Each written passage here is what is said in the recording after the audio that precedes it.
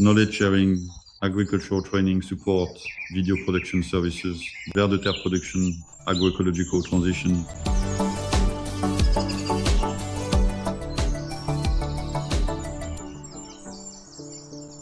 For us, it's a mixed crop livestock farm.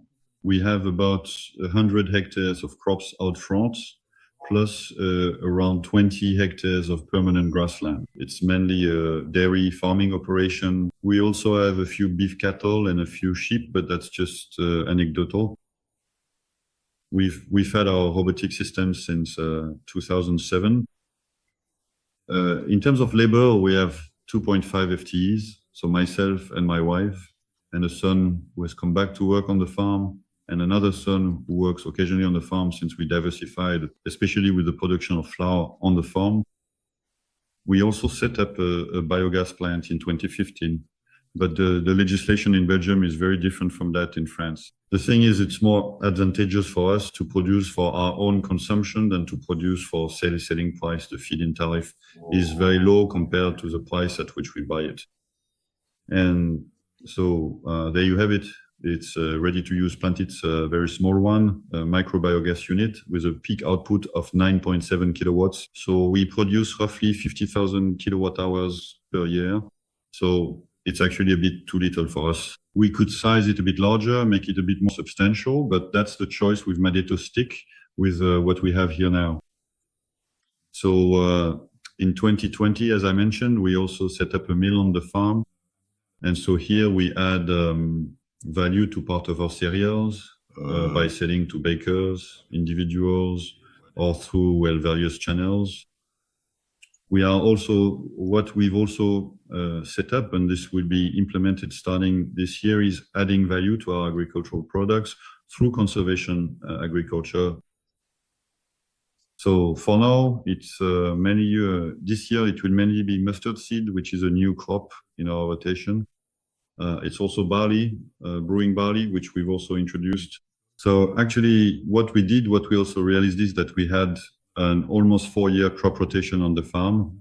And well, that becomes problematic, especially when it comes to weed control.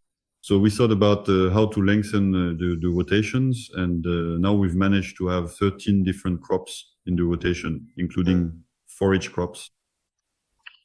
So following the various training sessions we've had, we realized that the foundation for progress was to work on the soil. So we made it our goal to have soils that are as alive as possible. So we've put in place everything, how should I say, as many measures as possible to improve the soil. In particular, we've worked on humus balance assessments, running humus balance simulations to increase our organic matter content. And now after 3 or 4 years of working on this, we can see that things are starting to change in that area. We used to have organic matter levels of 1.2, 1.5 at most, and now all the plots are between 2 and 3 in terms of organic matter. So I think that in the long run, this will be our safeguard against climate risks. We're seeing more and more that we go from extremely wet to extremely dry conditions in a short period of time. And I think that having higher levels of organic matter should protect us from the consequences of such constraints. So what I can also tell you is that, yes, what we've also realized is that reducing soil tillage, we're also in regions where a lot of row crops are grown, like potatoes and sugar beets. On our own farm, we don't, but there are a lot of vegetables grown around here. We can see that these are crops that are actually quite aggressive on the soil, especially during seedbed preparation and sometimes also at harvest time. So that's why it's also important to have high levels of organic matter in the soil so that on harvest day you can work in conditions that don't degrade the soil too much. So what we've also developed are companion plants. So we've grown companion rapeseed crops.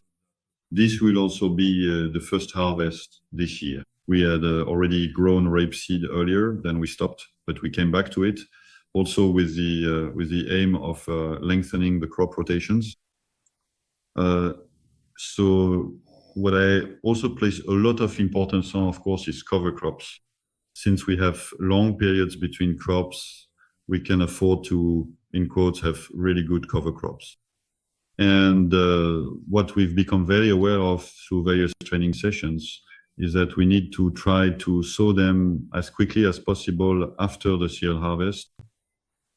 What we were told is that 1 day in August is equivalent to 3 days in September. So it's in our best interest to move up the sowing of cover crops as early as possible after harvest, even if it means spreading digestate, manure, and things like that on the already sown plants.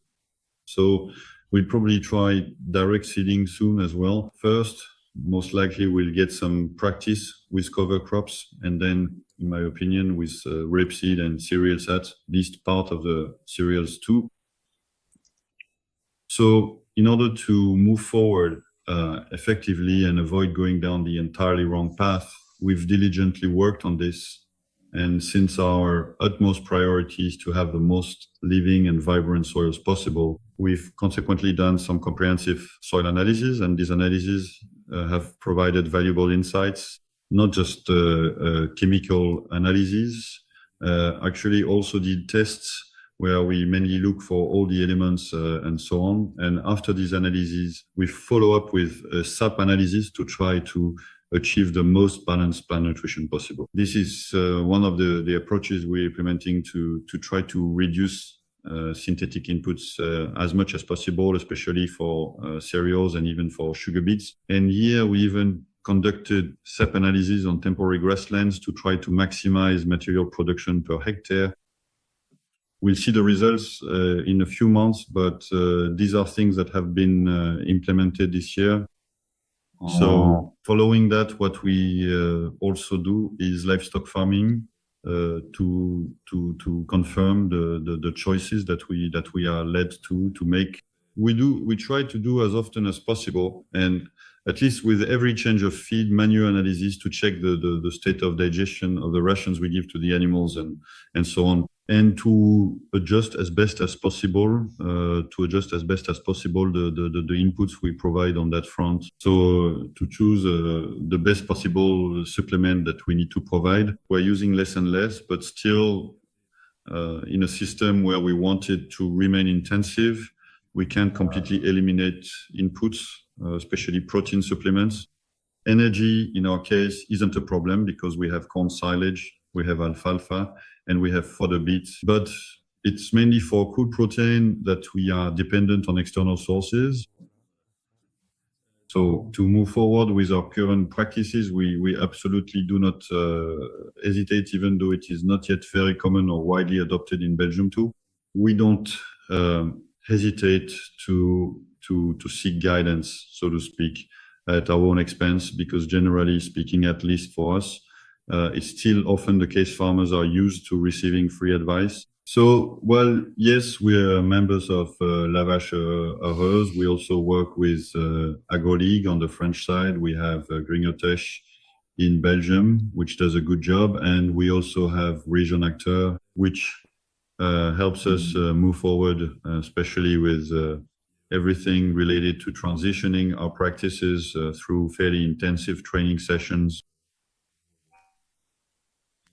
The only goal is to avoid going down the wrong path and to save time. We're in a slow transition sector, so we only have one harvest per year. So, well, given the urgency, we're trying to put as many resources in place as possible to manage to change our practices.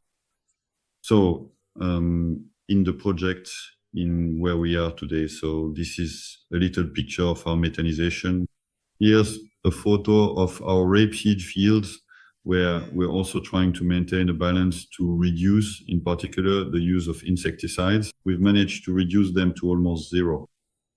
We've also implemented as a bioinput a whole program in cereals, where we've managed to reduce fungicides by almost 50%, maybe even more. This year, we limited ourselves to just one fungicide. We had a program with compost teas, worm compost extracts, nettle manure, as well as horsetail decoctions and the like.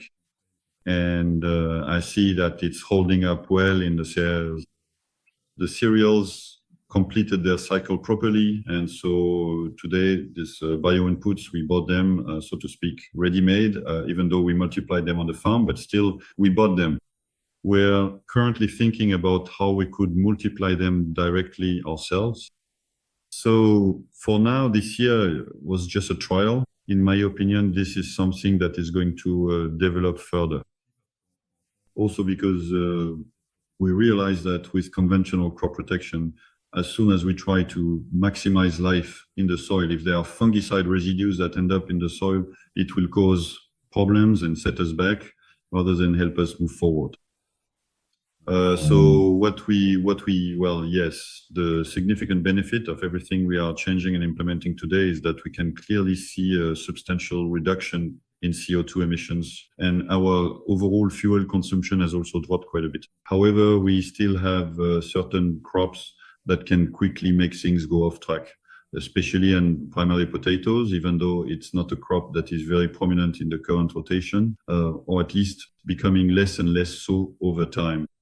But so the intensive soil work, the harvests that can sometimes be complicated when we're in seasons where we can go from extremely dry in September to extremely wet in October.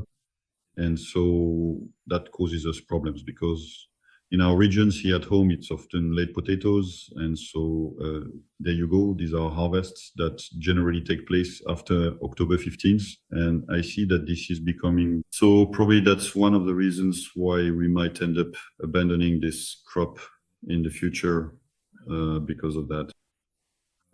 What we already see today and want to keep increasing is the organic matter content in the soil. So as I mentioned earlier, that's done through humus balances, through crop rotations, by including crops in the rotations and by returning as much straw as possible. Then from what I heard, again, from Conrad today, it's about increasing the amount of straw returned to the fields. You should know that we have livestock, so either we harvest the straw for ourselves and it gets returned to the soil as manure, or we can easily arrange straw manure exchanges at harvest time without too much trouble. About the organic matter content? Sorry. So regarding the organic matter content, what changes have actually been observed? We had gone from about 10 years ago, our organic matter levels were between 1 and 1.5%. I see that now we're regularly between 2.5 and 3, sometimes even a bit higher, while still maintaining crops that are well. A raw crop, by definition, doesn't return much to the soil since we remove the root, we remove the beet, we remove the potato. It's not like rapeseed where all the plant matter is returned to the soil. Fortunately, in our crop rotation, we have corn. As for forage crops, we've actually been fans of the happy cow approach for 6 or 7 years now. So we've moved towards temporary grasslands rich in legumes with alfalfa and similar types of plants. And for energy, it's really corn on the cob. So here we have the return of corn stalks to the soil. Corn also allows us, in our case, since in the spring, it's a very busy season with sugar beets, potatoes, and so on. So we tried livestock, we stopped, maybe we'll go back to it one day, but for now, this allows us to also grow nice cover crops before the corn. And so for us, from now on, our cover crops will always be at least 50% legumes. And so we have long-lasting cover crops, so we plant our cover crops at the very beginning of August, and they stay in place until February, March, or April for the corn. So this allows us to produce large amounts of biomass, which in our case will mainly be returned to the soil. We do a bit of grazing with sheep, but that's very minimal. That's it. So what we also noticed, I had included some photos, was that a student had done a count of earthworms. It wasn't scientific at all, but I was still impressed. I did it with him to see, I don't think we did the whole thing, but we stopped and we were already at more than 2 tons of earthworms per hectare today. From what we had already heard, especially through Agroecology, it was that it's quite rare to find in soils in our region with I keep coming back to this, but with a lot of row crops, you don't find, you rarely have weights like that. And so what we also became aware of is that when you have 2 tons of earthworms, and that's just the earthworms, there's everything else as well. So from the moment you have a permanent pasture where you have 5 livestock units per hectare, like we do in our region, if you have 2 tons of earthworms, it's almost as if you have your 5 livestock units underground. So our role on a daily basis should be to make sure to take care of them, to feed them as well. If we want to improve the situation, we have to take care of that. And so returning the straw is very important, and that's it. So systematically, whether it's straw or manure, everything is left on the surface. And that's also the goal after the corn for silage, to directly plant either cereals or fava beans, which will be consumed as mixed crops on dry land. So currently, is it conservation tillage for planting cereals? Yes, for spring crops.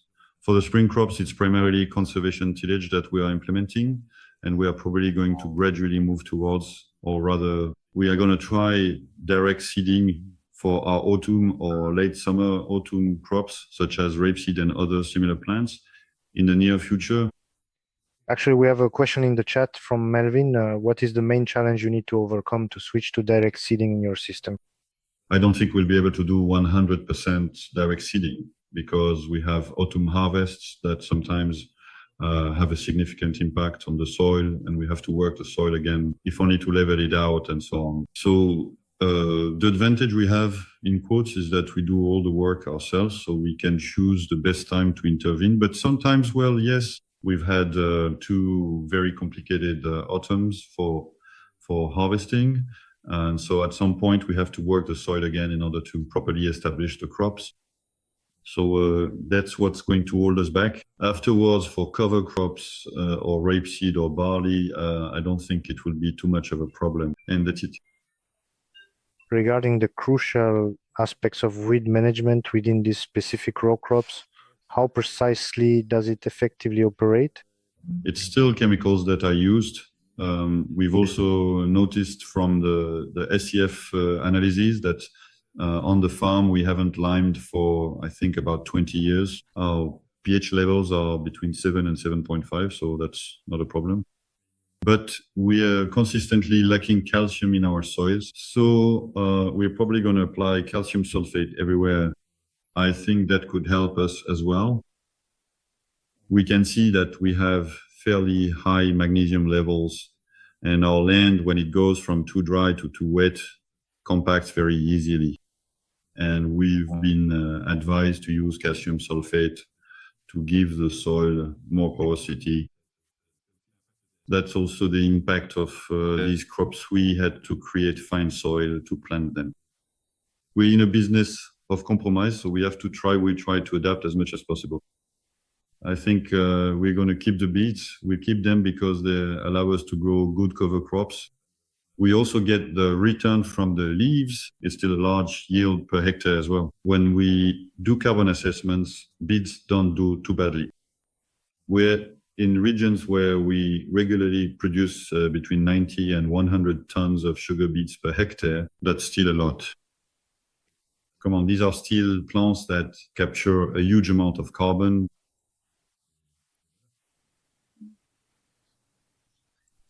I don't know what else I can tell you. What I haven't talked about is the ration for cows.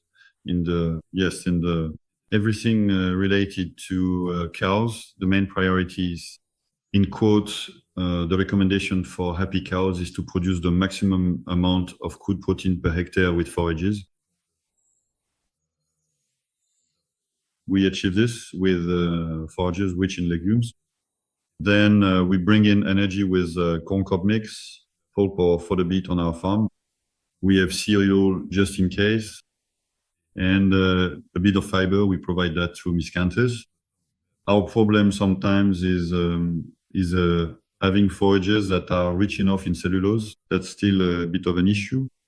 We still need to fine-tune the systems for that.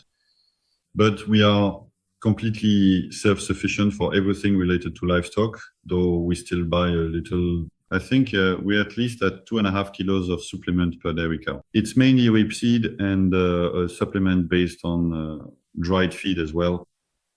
And that's for production levels around 8,500 to 9,000 liters of milk produced.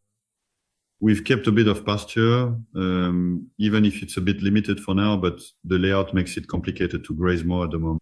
But for now, grazing doesn't affect the frequency of visits to the robots. I think there's a way to reconcile both. We could reconcile both even more if the layout of the buildings allowed us to, but for now, that's not the case. Why not in the future? It could be an option.